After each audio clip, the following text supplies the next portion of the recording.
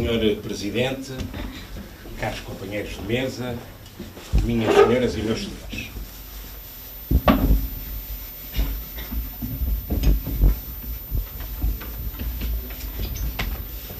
Pedro Barros, autor do livro que hoje apresentamos, Os 50 melhores postais antigos de Amarante, é, para além de tudo mais, uma pessoa que gosta muito de Amarante.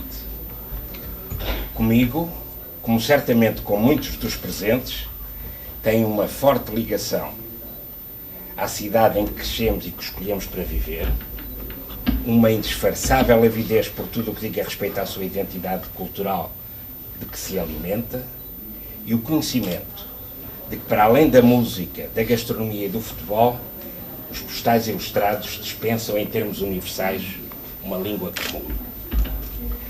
Percorremos, independentemente de eu ser 13 anos mais velho, os mesmos caminhos, os mesmos livreiros, alfarrabistas, casas de especialidade, feiras, leilões. Já que cedo ganhamos consciência da sua importância como instrumento fundamental na compreensão, e cito Pedro Barros, evolução do território e da história dos aglomerados urbanos, no conhecimento dos costumes e tradições e no contributo, e de novo cito Pedro Barros, dada a definição de um retrato sociológico de Portugal na mudança do século XIX para o século XX. E também um importantíssimo papel de propaganda, tema que escolhi quando, em 1979, organizei em Vila Real uma das primeiras exposições realizadas no país e, finalmente, contributo, e volto a citar Pedro Barros, dada a sua importância para a democratização do conhecimento. Tão relevante como os textos que acompanham os postais objeto da sua escolha, mais fácil para ele, dada a sua condição de escritor e jornalista e colaborador da imprensa regional, é o trabalho rigoroso, ainda hoje pioneiro, de investigação, organização e catalogação, de que resultou uma excelente obra de crónicas e pequenas grandes histórias, valorizadas pela informação que o cartofilista não dispensa, os editores, desenhadores, fotógrafos, anos de edição e de circulação, porque neste caso, e é sempre difícil de rodear esta situação, o autor, Pedro Barros, quis que toda a informação se confundisse com a história de Amarante. Pedro Barros escolheu, como já disse, 50 postais como pretexto de contar muitas histórias. Mas podia ter multiplicado por 50 este seu objetivo sem continuar a esgotar o assunto. Sem desvalorizar os mais temas, recordo a visita do rei Dom Manuel II, por ocasião dos 100 anos da defesa da Ponte de Amarante, o papel de São Jorge e da Serpe na procissão de Corpos Christi, como recorda Amadeu de Sousa Cardoso imortalizou, e a oportuníssima ideia de que chegou o momento de recuperar, abandonando a intimidade que não serve a ninguém, das casas onde se encontram. A importância do Largo do Arquinho, na década de 1920, as azanhas dos morleiros recorrendo à imagem feliz das inúmeras rodas da sua primeira linha, a que chama E na Natureza e Engenho do Homem, o contributo do grande Hotel Silva e de outros estabelecimentos hoteleiros nas viagens ao interior do país, a Olaria de Gondar, a importância das arruadas das praias como anunciadores das festas, Alcindo dos Reis, uma das maiores figuras amarantinas, a tipografia e livraria amarantina, os solares e as casas senhoriais faladas pelo Conselho, a fotoarte e a recordação sempre presente na nossa geração do Eduardo Teixeira Pinto, fotógrafo, de que realizei em 1982 uma exposição em Vila Real. Naturalmente que havia muitas outras histórias, como colecionador e documentalista, que não conta, mas daria um outro livro. Só muito tarde, mesmo muito tarde, se ganha de consciência de que neste tipo de colecionismo há sempre qualquer coisa, neste caso um postal, que nos falta. Visitamos, sempre que vamos a Lisboa, a loja do José Pina, na Rua do Crucifixo. O melhor sítio para ir, onde há centenas de milhares de postais. A visita porque nunca vamos para ficar, é sempre feita sem tempo, com a ideia pré-concebida de que temos tudo e de que nada nos pode surpreender. O dia de trabalho em Lisboa foi particularmente exigente para Pedro Barros. São 6 horas da tarde de um qualquer dia de primavera, com muita luz natural, quando entrou na loja do José Pina com a invejável carteira de 30 anos de colecionismo. O comerciante, que conhece bem o cliente, concilia os cumprimentos iniciais e uma breve conversa com o retirado dos últimos postais que adquiriu, na ordem dos milhares, nas gavetas dos inúmeros armários que enchem a sala, por forma a facilitar o trabalho do colecionador, que os manipula sofregamente. Para surpresa do cliente, Pedro Barros, tinha chegado o tal dia, o dia em que somos confrontados com uma realidade que desconhecíamos de todo. O colecionismo tem uma dinâmica que não se esgota, naturalmente, na vontade do colecionador. Pedro Barros não queria acreditar. Depois de 30 anos de colecionismo, apareciam-lhe 40 novos postais de Amarante, alguns com pequenas, mas importantes para o cartofilista, diferenças relativamente a outros que possuía. Uma versão policromada que desconhecia de uma edição que possuía a preto e branco, e alguns outros que também desconhecia de toda a sua existência. Ficou tão surpreendido e simultaneamente agradado que no regresso a Amarante, enquanto conduzia sem parar, dispensando mesmo o habitual leitão da mealhada, continuava a manipular sobre o volante incrédulo os postais adquiridos. E poderia contar outras histórias que comigo partilhou, como aquela do momento em que se confrontou com o autógrafo de Teixeira de Pascoais, ou do efeito multiplicador que a oferta de postais ilustrados às crianças produz nos agregados familiares. Permitam que retribua algumas outras histórias que me confiou e mantenho no foro íntimo das nossas relações, com a minha mais importante história como colecionador de postais ilustrados de Vila Real. O Pedro Barros sabe que alguns cartofilistas da região do Norte reúnem sem regularidade no Porto, sobre pretexto de uma refeição agradável, do conhecimento de um novo restaurante. Eu fui, José Manuel Fernandes, que é um professor de engenharia da Faculdade do Porto, motivou-me, e uma outra comerciante, que é simultaneamente cartofilista, nascida em Vila Real, que se chama Adelaide Vicente, motivou-me a deslocar-me, digamos, a um novo restaurante que importava conhecermos na cidade do Porto. Eu fui e apercebi-me que era um local onde podíamos trocar postais, podíamos adquirir postais, porque também é frequentado por comerciantes, essa mesma refeição, esse mesmo momento de encontro e de convívio, onde muitas das vezes recolhíamos muita informação que nos interessava enquanto cartofilistas e onde até podíamos apresentar alguns trabalhos. Eu fiquei numa daquelas mesas, naturalmente, tipo comboio, fiquei com pessoas de um lado e do outro e pessoas à minha frente. À minha frente estava um homem com um pouco mais de idade do que eu, que era pouco falador. Eu sou um homem falador e é a minha obrigação, fui trocando informações e impressões com as pessoas que estavam e tentando conhecer da razão de cada um que estava ali. Quando me dirigi à pessoa que estava na minha frente, disse-me que se tratava de um colecionador de postais do Porto. Naturalmente perguntei-lhe quais são os temas que serão objeto da sua coleção ou que editores é que ele estava a colecionar. Ele, para surpresa minha, disse-me que não, que era um colecionador generalista e que só lhe faltavam 2 postais. Fiquei surpreendidíssimo, porque são milhares e milhares de postais. Quando lhe perguntei a ele qual é a sua coleção, esgota-se quando? Esgota-se na década de 60. Milhares e milhares, se não mesmo décadas de milhares de postais. Fiquei surpreendidíssimo. E ele até me disse, desses 2 postais, um nem é muito raro. Descuidei-me, mais de uma vez deve ter vindo às minhas mãos, mas confundi e não vou à procura dele. Esse postal há de vir de novo ter comigo. Mas há um outro, um postal de uma vista de um mercado antigo do Porto, esse postal de que só conheço 2 exemplares, é um postal raríssimo. Eu nem queria acreditar. Na minha humildade disse-me que era um colecionador de Vila Real e que a mim faltava-me uma grande mão cheia de postais. Ele nem olhou para mim. Certo que era pouco falador, Eu, de qualquer maneira, fui procurando surpreendê-lo e disse, sabe que eu também tenho alguns temas. Por exemplo, tenho uma coleção boa de postais da Primeira República. Ele continua a não fixar. Eu comecei a estranhar aquilo e nessa altura comecei a inventar um pouco. E disse-lhe assim, sabe que eu, uma viagem que fiz aos Estados Unidos da América, onde aliás nunca fui, comprei um conjunto de postais agradável e tenho hoje uma coleção de 27, porque associei já posteriormente alguns deles, do Odini, daquele grande mago. Isso é uma coisa interessante, mas desviou imediatamente o rosto dele.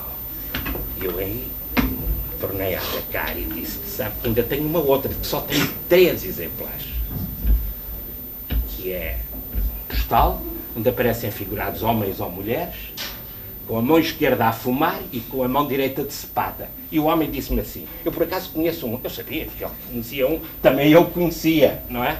E por isso lhe lancei aquela. Só que ele ficou a olhar assim um pouco para mim, como é que eu tinha reunido 2 outros postais nessas mesmas condições. Mas continuou amorfo na relação comigo e eu fiquei preocupado com aquilo. Virei para ele e perguntei, qual é a sua atividade profissional? Ele disse-me que era bancário e que estava numa secção especial do próprio banco. Era uma secção onde normalmente se davam garantias em antiguidades para empréstimos feitos, ou compras para o próprio banco, para os gabinetes da administração, ou, como ainda hoje se faz e continuará sempre a fazer, compras de grandes coleções, etc. E eu somente tinha tido a oportunidade, porque não tinha atingido algumas das pessoas que corriam ao próprio banco com antiguidades, mobiliário, pintura, etc., não tinham a escala que o banco necessitava e ele tinha tido algumas oportunidades e estava muito contente, porque aquele sítio era sobretudo um sítio onde a gente mostra as nossas vaidades, não é? Estava muito contente de dizer que tinha comprado algumas antiguidades em condições especiais.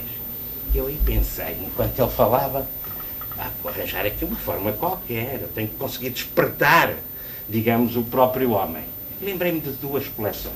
Lembrei-me de um antigo presidente da região de turismo, um homem da Revigrês, como se recordam, era o patrocinador do Futebol Clube do Porto, uma joia de pessoa, foi meu companheiro e meu colega enquanto presidente da região de turismo de Aveiro, e tinha uma coleção extraordinária de saca-rolhas. Até pertencia a um clube inglês, onde estavam 17 pessoas com saca-rolhas. Depois lembrei-me de uma outra coleção, do engenheiro Pedro Alvelos, que me antecedeu a mim, ao Armando Miro, uma joia de pessoa também. E lembro-me quando, das primeiras vezes que visitei a casa dele, ele tinha um dos símbolos da política do Dr. Oliveira Salazar, que era uma coleção de aproveita-lápis, que era uma coisa extraordinária. Não fazem ideia, quer dizer, aquilo era o senhor, eu tenho ideia de que ele, além de umas vitrines verticais, que até tinha uma horizontal com esse tipo de informação. Eram umas dezenas, julgo eu, de aproveita-lápis. Eu nasci em 48, na década de 40 estava por isso pelo liceu, mas ainda lembro na década de 60, e recordarão muitos dos presentes, da minha idade ou um pouco mais velhos do que eu, que ainda nas papelarias, nas livrarias havia esses aproveita-lápis e também umas estampas, primeiro de metal e depois até de plástico, para que não partíssemos a própria grafite, a ponta do próprio lápis. Era aproveitá-la. E era engraçado que aquilo gerou um colecionismo.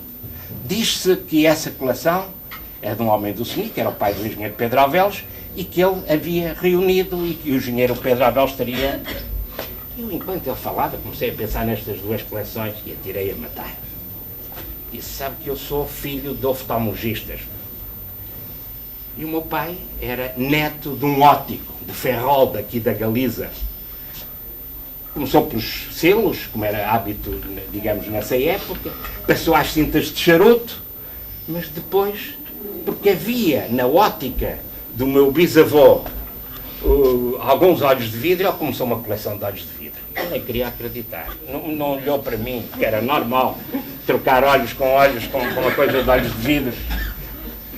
Uma coleção de olhos de vidro. Mas eu rapidamente, disse-lhe, eu rapidamente senti as dificuldades. Não seria como hoje.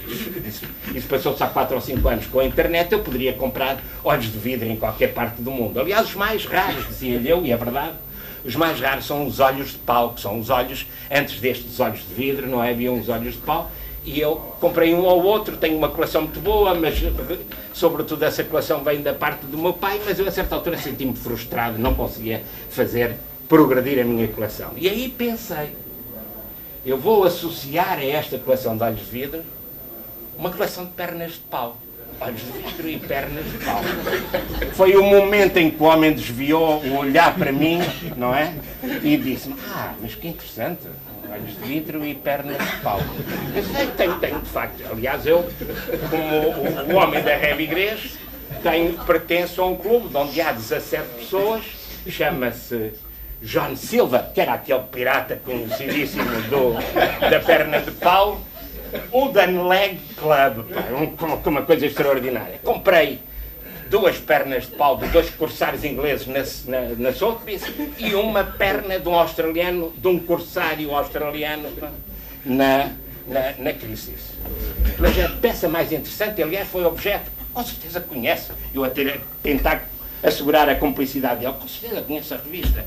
E ele chegou quase a dizer que conhecia a revista, a tal revista desse clube de colecionadores de pernas de pau. E eu disse assim, tive capa porque dava a tratar de uma germinação de Vila Real com Ceuta e tive a sorte de comprar um papagaio empalhado, era saber, tinha uma perna de pau, mas era em marfim. E tive a oportunidade de mostrar a esse papagaio, através desse clube de colecionadores, que é hoje uma peça. E o homem, pela primeira vez, me fixou. Tinha conseguido a atenção dele e disse-me isto. Curioso. Ainda hoje vi na Baixa, estávamos no Porto, um cão com uma perna de pau. E eu, como colecionadora, cheguei-me a ele imediatamente e disse-lhe assim, admita que ele estava sentado onde sai a senhora, e disse-lhe assim, não tenho. Reparem o que é uma pessoa dizer, é mesmo aquela coisa, é o postal que a gente não consegue encontrar. Não tenho. E o homem ficou a trêmulo e disse, mas não é meu. É um de outra pessoa, até vinha com uma trela. E eu fiz mais 2 ou 3 perguntas, porque, como sabem, os médicos veterinários não aceitam esta questão das próteses nos animais. Um gato e um cão movimentam-se com 3 pernas, ou mesmo só com 2 pernas, não é? Mas há, julgo que sabem, aquelas cadeiras de rodas para cães, chama-se mesmo assim, são umas cadeiras de rodas para cães, são sobretudo para aqueles cães que não são amputados na sequência de um acidente, mas têm um outro problema e aplicam-se-lhe uma espécie de um triciclo, já devem ter visto uma outra vez, esta é verdade, isto que eu estou a dizer, uma espécie de um triciclo que se aplicam aos próprios cães. Sentei-me e deixei o homem amadurecer um pouco a ideia, começou a falar comigo e eu dei-lhe este tocado final. Quando a refeição terminou, eu não deixei que ele me viesse cumprimentar, eu próprio fui cumprimentá-lo, dei a volta à mesa, que era uma mesa de comboio, ele foi seguindo, olhar a ver o que é que eu iria fazer, cheguei-me ao pé dele, dirigi-lhe assim os braços, no sentido em que provocar que ele também me abraçasse, mas recuei, tirei um cartão de visita e disse-lhe assim, eu peço-lhe um favor, se por acaso voltar a vir aquele cão, vou-lhe dar o meu cartão para me telefonar. O homem levantou-se e ia na direção da rua, ele não queria mais conversas.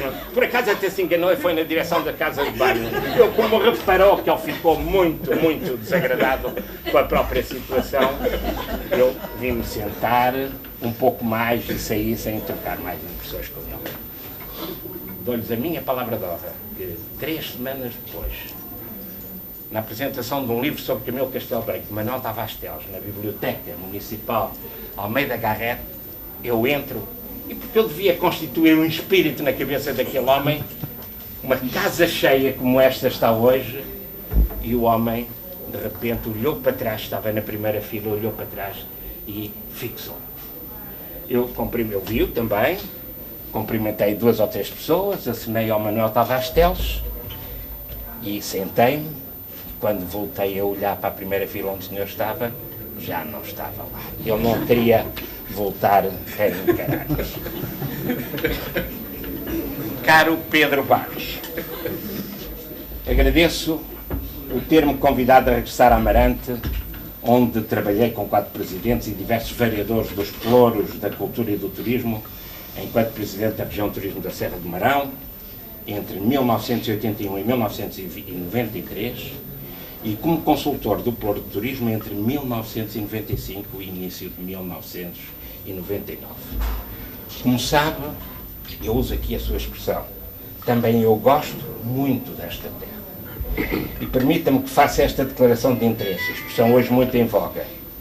Devo muito a Amarante, devo muito a muitas pessoas de Amarante. Tenho dito.